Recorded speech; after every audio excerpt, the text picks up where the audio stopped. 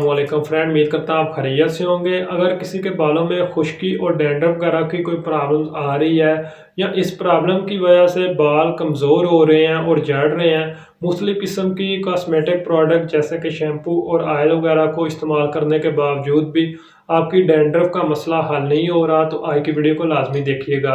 आज की हमारी वीडियो का टॉपिक डिस्प्रिन टैबलेट्स पर है। इससे पहली वीडियो में मैंने आपको बताया था कि डिस्प्रिन को हम स्किन की मुख्तलिफ़ किस्म की प्रॉब्लम में इस्तेमाल कर सकते हैं, और ये बात भी तहकीक से साबित है कि इसको हम अगर किसी के बालों में डैंड्रफ वगैरह का मसला है तो उसमें भी इस्तेमाल कर सकते हैं।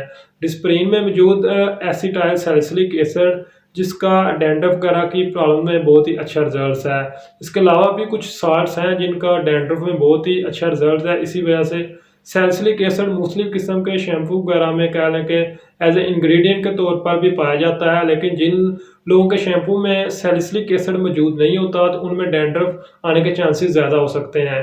तो इसको हम डायरेक्ट भी अपनी कह लें कि बालों में लगा सकते हैं और शैम्पू में मिक्स करके भी इस्तेमाल कर सकते हैं। इसकी 2 से 3 टैबलेट्स को आप पानी में मिक्स कर लें। ये वाटर सॉल्युबल होती है, खुद ब खुद पानी में डिज़ॉल्व हो जाती है। या आप पानी की जब क्वांटिटी कम लेते हैं तो इसको खुद कह लें कि पीस कर इसका एक अच्छा सा पेस्ट बनाएं और बालों की जड़ों में लगाएं।